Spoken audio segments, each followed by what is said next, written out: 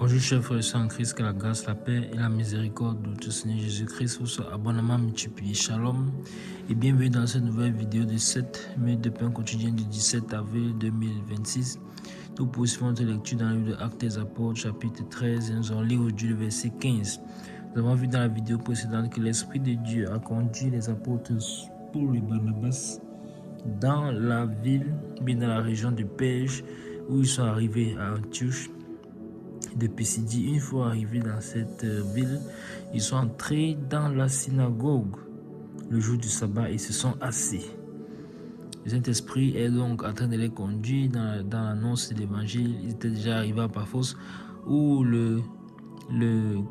comment est-ce qu'il s'appelait, où l'homme intelligent qui était le proconsul de la région de Paphos a donné sa vie au Seigneur.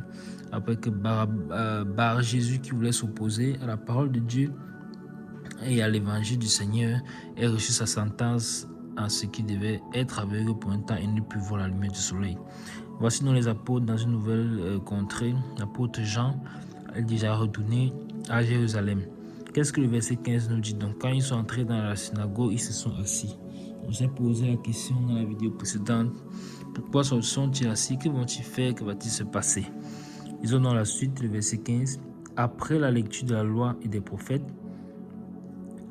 les chefs de la synagogue leur envoyaient dire: Hommes, frères, si vous avez quelques exhortations à adresser au peuple, parlez.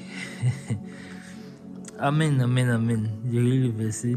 Après la lecture de la loi et des prophètes, les chefs de la synagogue les envoyaient dire: Hommes, frères, si vous avez quelques exhortations à adresser au peuple, parlez.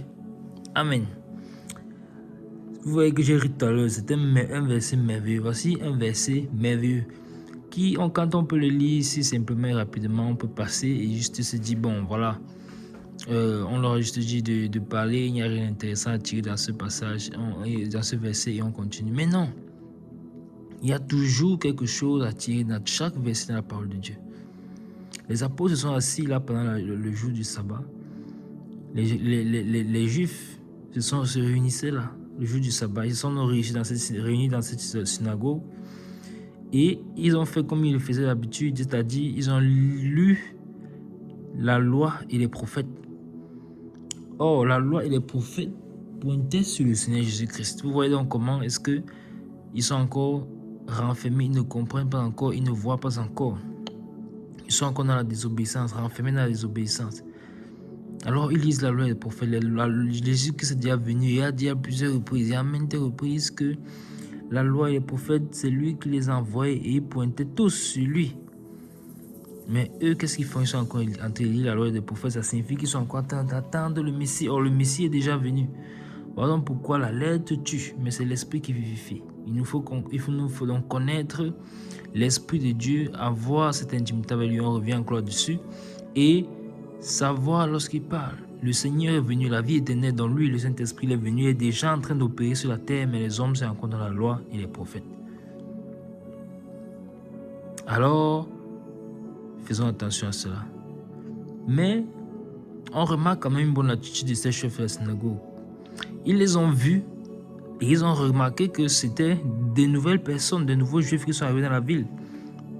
Nous ne les connaissons pas. Voici de nouveaux juifs. Peut-être ont-ils un message de la part du Seigneur. Et qu'est-ce qu'ils font? Ils ont envoyé, leur dit: Hommes, frères. Donc ce sont les frères, ils ont reconnu. Si vous avez quelques exhortations adressées au peuple, parlez, parlez, parlez. Merveilleux verset. Voilà comment ça doit fonctionner en réalité aujourd'hui. Même si là on est encore sous les juifs, mais regardez, c'est comme ça que ça doit fonctionner dans le corps de Christ. Ce n'est pas non, moi j'ai mon assemblée, moi j'ai mes brebis, moi j'ai mon église, ainsi de suite. Non. On est tous enfants de Dieu. Il n'est pas l'heure de bâtir chacun son propre ministère, mais nous travaillons tous à l'œuvre du Seigneur. C'est son œuvre à lui.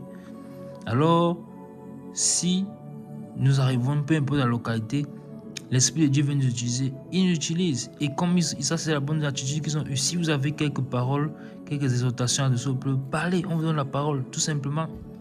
On est tous enfants d'un même Père. Mais le message principal ici, c'est parlez. Si vous avez quelques exhortations à adresser au peuple, parlez, parlez. Il faut que la bouche s'ouvre, pour que la vie puisse sortir de cette bouche. Souvenez-vous que le proconsul a été sauvé comment? Les apôtres ont parlé. L'apôtre Paul a parlé. Il a parlé et cette parole de vie a pénétré son cœur et il a cru. Et en voyant encore la puissance de Dieu qui s'est manifestée, il a cru.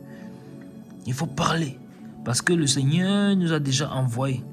Il nous a donné l'autorité sur les démons, la puissance des ténèbres et il nous a donné la parole de vie, car lui-même la parole de vie. Il a dit, ne vous inquiétez pas, c'est moi qui vais parler. Ouvrez seulement la bouche.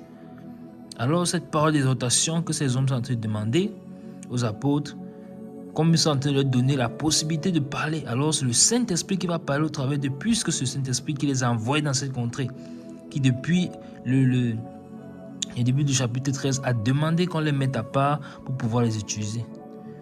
Donc le Saint-Esprit va prendre le contrôle. Donc si nous n'ouvrons pas la bouche, comment donc ceux qui ne connaissent pas encore le Seigneur vont entendre la parole? Et vous connaissez ce passage. Qui sont beaux les pays, ceux qui annoncent la bonne nouvelle de l'évangile. Comment entendons-nous parler s'il n'y a personne qui est envoyé? Comment? Et comment donc, si on envoie, on n'ouvre pas la bouche, comment les gens vont-ils entendre? Comment ceux qui n'ont pas encore donné le Seigneur vont arriver à l'évangile? Il faut donc parler. Et donc, à ce jour, par cette voix, je te parle à toi qui écoutes cette vidéo, qui n'a pas encore donné ta vie au Seigneur, que le Seigneur Jésus-Christ t'aime. Il est venu sur la terre il y a plus de 2000 ans mourir pour que nous soyons rachetés, nous ayons la vie éternelle. Alors, il veut te sauver, il ne veut pas que tu périsses, mais que tu aies la vie éternelle. Et pour ça, il faut que tu reconnaisses ta situation de pécheur, tu te repentes de ta vie passée entièrement, amèrement et sincèrement, et tu viennes au Seigneur en entendant la bonne nouvelle de l'évangile de la foi que je suis en train de t'annoncer. Et le Seigneur, donc, par sa miséricorde, t'accordera son esprit pour que tu sois scellé pour le jour de la rédemption. Et que tu ne périsses pas, mais que tu aies la vie éternelle. En te faisant baptiser, en entrant dans du baptême, qu'est-ce qui se passe? Tu vas faire mourir ton ancienne nature pour marcher maintenant en nouveauté de vie. Alors, il faut parler. Il faut parler. Parler. La foi vient de ce qu'on entend, et ce qu'on entend vient de la parole de Dieu. Les apôtres qui vont ouvrir la bouche pour parler, ils vont parler par le Saint-Esprit, donc par la parole, car c'est Christ qui est la parole.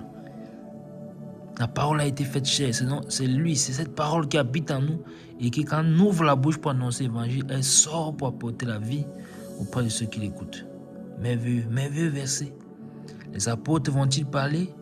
Que va-t-il se passer? C'est ce que nous verrons par la grâce de Dieu dans la prochaine vidéo. Nous nous arrêtons là pour juste tout pour les 7 minutes de continuer ce jour. Que la grâce, la paix et la miséricorde de notre Seigneur Jésus-Christ vous soient abondamment multipliées. Shalom.